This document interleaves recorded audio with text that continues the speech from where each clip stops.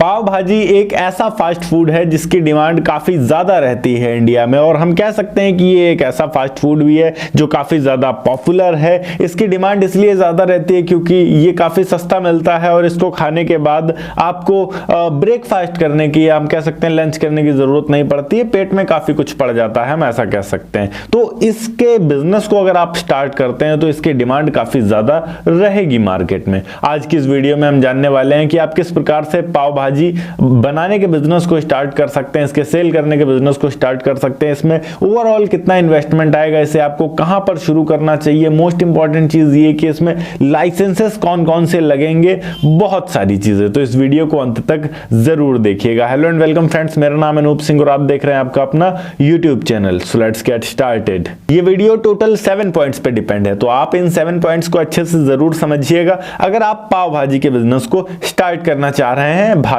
में। Point number 1 की बात करें, पॉइंट नंबर 1 यहां पर सबसे पहली चीज आपको एक परफेक्ट लोकेशन चुननी होगी। परफेक्ट लोकेशन की अगर हम बात करें तो परफेक्ट लोकेशन आपका बस स्टैंड हो सकता है, रेलवे स्टेशन हो सकता है, किसी बड़े हॉस्पिटल के आसपास या बाहर हो सकता है। इसके अलावा यहां आपके पास एक ऑप्शन ये है कि आप कोर्ट कचहरी के आसपास स्टार्ट कर सकते हैं, किसी बैंक के बाहर स्टार्ट कर सकते हैं। ओवरऑल अगर हम देखें तो ऐसे एरिया जहां पर भीड़ भाड़ रहती हो, कोई फैक्ट्री या कॉर्पोरेट एरिया भी हो सकता है, तो इन सब जगहों के बाहर अगर आप शुरू करते हैं तो ऐसे लोग वहां आपको मिल जाएंगे जिनको कुछ ना कुछ खाने की जरूरत रहती है। पूरे दिन अगर वो बाहर रहते हैं घर के और टाइम से खाना नहीं खा पाते हैं तो वो पाव भाजी खा सकते हैं। तो ऐसे एरियाज में अगर आप स्टार्ट करते हैं तो कस्टमर्स आपको अच्छे खासे मिलेंगे। पॉइंट नंबर 2 की बात करें, प्रॉपर पाव भाजी आपको बनानी आनी चाहिए। अगर नहीं आती है तो आप इसे सीख सकते हैं यूट्यूब से। यूट्यूब पर बहुत सारी वीडियोस आपको मिल जाएंगी जिनमें पूरा का पूरा ट्यूटोरियल आपको देखने को मिल जाएगा।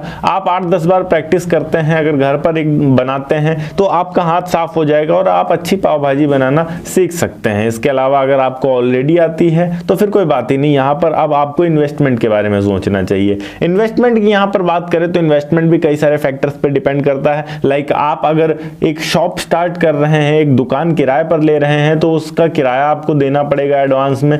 वहीं अगर आप एक स्टॉल के साथ स्टार्ट कर रहे हैं, व्हील स्टॉल जिसमें पहिए लगे होंगे, ठेला टाइप होगा, उसको आप शाम के टाइम ले जाएंगे, रात के टाइम ले जाएंगे और फिर मॉर्निंग के टाइम जब आपको शॉप स्टार्ट करने का, या हम कह सकते हैं अपने पाव भाजी के बिजनेस को स्टार्ट करने का टाइम होगा तो ले आएंगे। वैसा रखना चाह रहे हैं तो वैसे में भी आप काफी अच्छा मुनाफा कमा सकते हैं। तो उसमें क्या रहेगा कि शॉप के हिसाब से आपका जो पैसा है वो थोड़ा कम लगेगा, बट फिर भी यहाँ पर अगर हम मिनिमम मान के चले तो 50,000 रुपए अप्रोक्स आप मान के रखिए। अगर आप एक शॉप भी लेते हैं किराए पर तो उसके अंदर भी आपको कुछ इंटीरियर का काम करवाना होगा, अपना किचन तैयार करना होगा। अगर आप एक स्टॉल भी लेते हैं तो स्टॉल बनवाना होगा, पूरा स्टॉल बनवाने में आपका काफ़ी अच्छा खर्चा आएगा, जिसमें आपको किचन का जो बेसिक सामान होता है जैसे बर्तन हो गए, सिलेंडर हो गया, चूल्हा हो गया, गैस स्टोव, ये बेसिक चीज़ें आपको लेनी होंगी, तो इसमें काफ़ी अच्छा खर्च आता है आपका। तो 50 से 60,000 रुपए अप्रोक्स हम मान के रखते हैं इसे स्टार्ट करने में आपका लगता है। अगर हम बात करें यहाँ पर कि आप माल कहाँ से खरीदेंगे, तो जो पाव भाजी के लिए पाव आपको खरीदना होगा वो आप बेकरी से खरीद सकते हैं थोक में,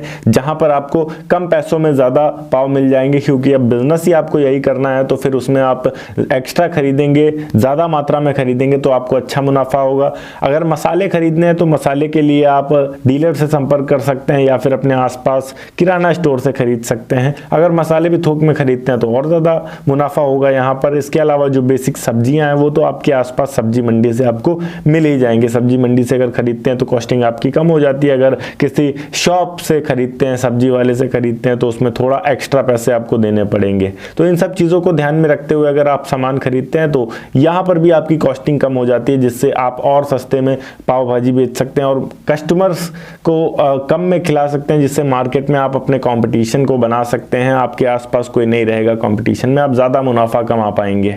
ओके, इसके अलावा यहाँ पर अगर हम पॉइंट नंबर 4 पे आते हैं, लाइसेंसेस की बात करें, कौन कौन से लाइसेंसेस लगने वाले हैं। तो लाइसेंस यहाँ सबसे पहली चीज़ तो आपका फूड लाइसेंस लगेगा। FSSAI का रजिस्ट्रेशन आपको करवाना होगा, 2 से 5,000 रुपए अप्रोक्स मान के रखते हैं। इसके अलावा स्थानीय नगर निगम से आपको अनुमति लेनी होगी आपका शॉप या फिर स्टॉल को लगाने के लिए अपने एरिया में। साथ ही साथ यहाँ GST रजिस्ट्रेशन आपको करवाना होगा अगर आपका टर्नओवर 20 लाख से ऊपर जाता है तो।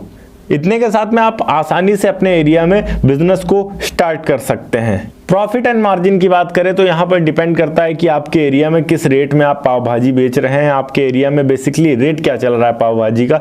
अगर मैं अपने एरिया की बात करूँ तो यहाँ 50 से 100 रुपए तक की एक प्लेट पाव भाजी की सेल होती है नॉर्मली। और यहाँ पर अगर हम बात करें प्रॉफिट कितना रहता है तो प्रॉफिट यहाँ 30 से 35% का मान के रख सकते हैं अप्रॉक्स। यहाँ पर अगर एक दिन में आप 100 से 200 प्लेट भी पाव भाजी की बेचते हैं तब भी आप 3 से 5 हज़ार रुपए तक आसानी से कमा पाएंगे। पॉइंट नंबर 6 की बात करें, यहाँ पर आपको एडवर्टाइजमेंट भी अपनी करनी होगी अगर आप अपने बिजनेस को और ज़्यादा बड़े लेवल पर लेके जाते हैं, जिसके लिए आप पैम्पलेट्स का सहारा ले सकते हैं या फिर सबसे बेहतरीन चीज़ आप सोशल मीडिया का सहारा ले सकते हैं। फेसबुक पर एड्स रन कर सकते हैं जिससे आपकी जो शॉप है उसके एड्स इंस्टा और फेसबुक पर दिखाई देंगे आपके एरिया में, जिससे ज़्यादा से ज़्यादा लोग आपके शॉप पर आएंगे ट्राई करने के लिए पाव भाजी। इसके अलावा यूट्यूब एड्स दे सकते हैं आप गूगल एड्स के थ्रू। इसके अलावा यहाँ अगर हम बात करें तो जो भी इंस्टा या फिर फेसबुक पेजेस हैं आपके एरिया को डेडिकेटेड, आपके सिटी को डेडिकेटेड, उन पेजेस पर आप प्रमोट कर सकते हैं अपने बिजनेस को, ताकि जो भी